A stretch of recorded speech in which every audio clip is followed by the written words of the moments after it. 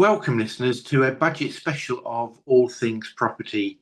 Now, the reason we're holding it, obviously, we've just heard Rachel Reeves' budget speech today. We are asking, what does this actually mean for landlords and properties in the UK? Should start off also by saying that this is for discussion only. We are not providing tax or financial advice. So, Ian, having listened to the budget, give me a one sentence gut reaction to what you've heard. I think generally from a landlord or investor perspective, it'll end up being a good thing for the people who stay in the market. And as usual, if tenants are getting kicked again, I think the net effect of that will be property supply will decrease, and the obvious effect of that will be fewer properties around, same number of tenants, and rents will increase. So let's strip it back to what matters. For me, I think there were two headlines, weren't there? Tax on property income is going to rise by 2 percentage points, and obviously there is a, in inverted commas, mansion tax. So let's talk about the tax on property income first. Okay. Well, basically, it comes into effect on, as far as I'm aware, in April 2027. Yeah. If you have rental income, gross rental income of £10,000 in a single year, currently you'd be taxed at a rate of 20%, which would be 2,000.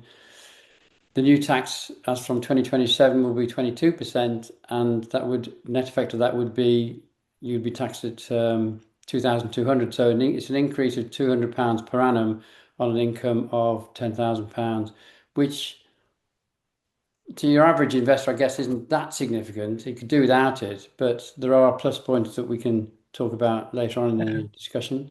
Yeah, no, absolutely. At the end of the day, it's 2%, and I was just doing some quick maths, I suppose. For if you were taking a average monthly rent of £1,500, that's £18,000 a year income.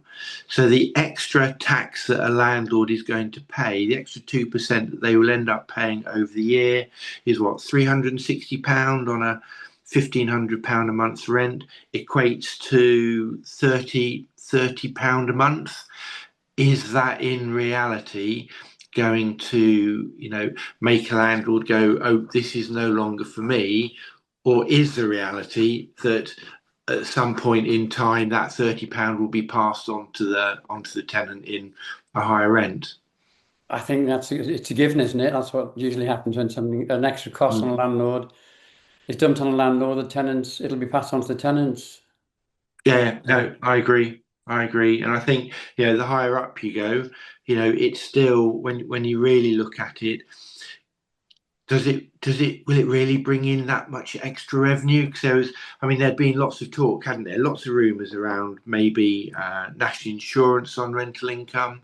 That would have had a much bigger effect.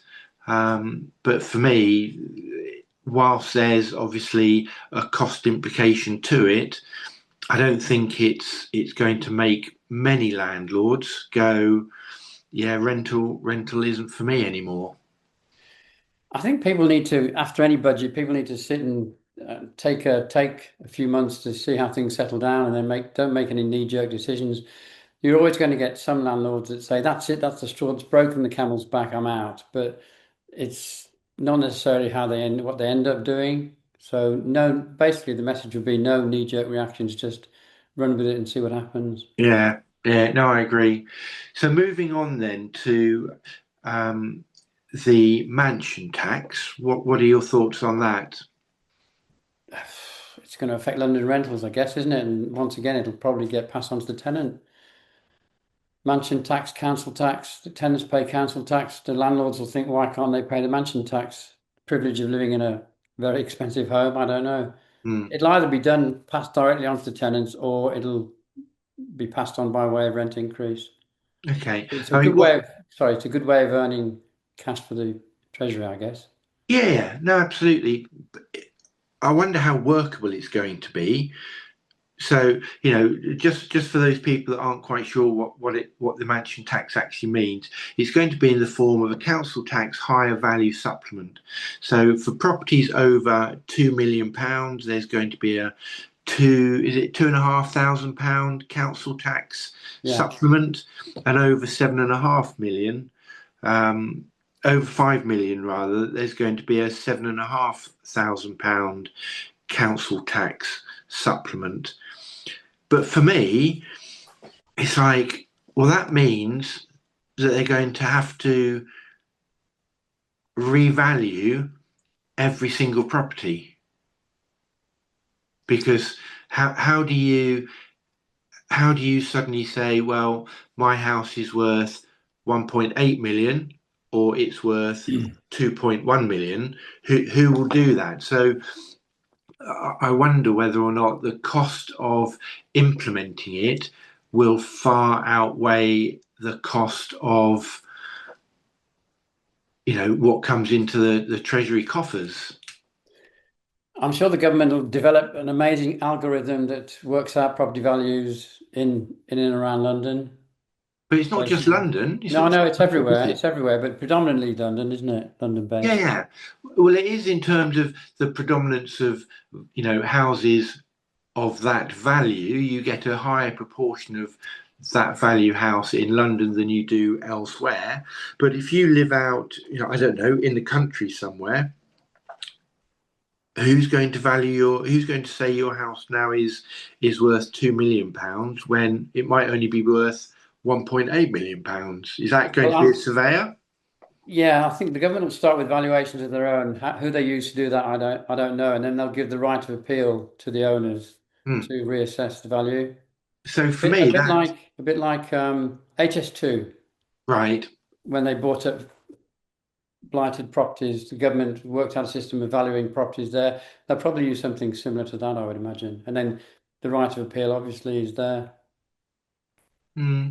But Hmm. that again, that just seems a very, I understand the principles of I suppose, what they're trying to achieve, which is, the higher earners and the people who have, you know, high value assets should pay more. That was very much Labour's, you know, outline in the budget. I know they're trying to aim their tax increases at, the super rich, but it just seems a very unwieldy way of doing it, and they'll end up having to, find a mechanism that works for that. But I will think they? that I just think there'll be loads of appeals, and if you're on that threshold of owning a property between 1.7 and 2.25 million, that there will be a cliff edge, I would have thought, in terms of,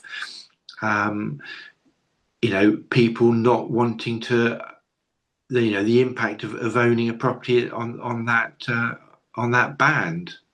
I don't think they're going to reband every house. That every property in the UK or in England is banded for council tax, isn't it? So Hmm. why would they need to change the system? If you're a band D or band G or whatever you are, that's based on the value of your property. So they'll use those parameters to assess the. Yeah, I mean, there was talk earlier that the councils, or they were going to revalue everybody in council tax bands F, G, and H, but there will be lots of properties in rural areas in band F, G, and H that aren't £2 million houses. Well, if they're not £2 million, well, we'll have to wait and see what method they come up with, I guess. But Mm. I agree with you. It's going to be more. Is it going to be more work than it's worth? Yeah, yeah. I don't Council. think I don't think it will necessarily make people, downsize. It won't have a massive impact, I don't think, on the housing market in terms of, and maybe London sits separate to this discussion. We don't operate in London anyway, so it does make you wonder whether or not the mansion tax really isn't going to have a massive impact on the housing market for the average person, I would have said. No, definitely not. So in terms then of impact on the housing market, what do you think the impact's going to be in terms of the rental market? It'll take time to filter through. I don't think you're going to get a mad rush to sell property for investors or landlords to sell property. I think you'll get a small minority that do. I think most of them have been expecting this or something potentially worse than this. So in a way, it'll be pleasant to hear, I guess. Not as bad as they thought. Mm, I think the net effect has to be that it is going to reduce the stock of properties, not dramatically. I don't think it'll filter through for 12, 18 months, even 2 years. People aren't going to rush to sell their properties. You're talking about their pension pots. For a lot of landlords, this is all about their pension disposable income when they retire. So selling their properties that they may have bought 10, 15, 20 years ago, standing the capital gains tax liability and having to reinvest somewhere else, it's just too much. mm. I can't see them doing it. No, I can't either. I think that, for me, the impact will be that, these changes don't come into effect until April 2027. So I don't think there's going to be any immediate changes. I think at some point when these changes do occur, we will see the inevitable costs being passed on to tenants in the form of higher rents. And I think in terms of the actual housing market, there's been so much wild speculation, for example, that houses over £500,000 would have taxes imposed on them. I think that's led to the housing market being very quiet and almost stagnating over the past 3 or 4 months. I think there is an incentive now for people who were thinking of selling but held off because they were worried as to what the budget might change. There is an incentive now for them to, carry on and put their properties on the market and continue to move forward. Yeah, it might well kickstart the housing market with sales. It would be nice if it did, because I think the market is incredibly quiet at the moment. Flat it has been for a long time, I think. Yeah, it has. It has. Okay, so rather than drag it on, I think we've surmised or summarised what the major announcements today were. Tax on property income, tax on properties over £2 million with a surcharge. In terms of practical actions for landlords to take on board, it would be a good time maybe to review their tax position and structure of their portfolio. Maybe run updated cash flow projections and understand the impact for them. And the other action I think I would like to propose is that maybe we invite questions from landlords for a follow-up question and answer session. I don't know what you think about that one, Ian. Good idea. Stimulate a conversation. It might be worth saying also that this 2% tax increase doesn't apply to incorporated portfolios. It's only private individuals. Yes, and I think there's a much wider discussion then as to should landlords, put their properties into an incorporated company or not. And I think nothing's really changed on that. It's not worthwhile unless you've got a portfolio, probably, I would have said, of, in excess of 3 to 5 properties. Okay, well, brilliant. Thanks for that, Ian. Good to catch up with you and speak soon. Thanks for tuning in to this week's episode of the All Things Property podcast. If you found this episode useful, don't forget to subscribe, like and share. These things really help us reach the people who need to hear this advice. See you next week.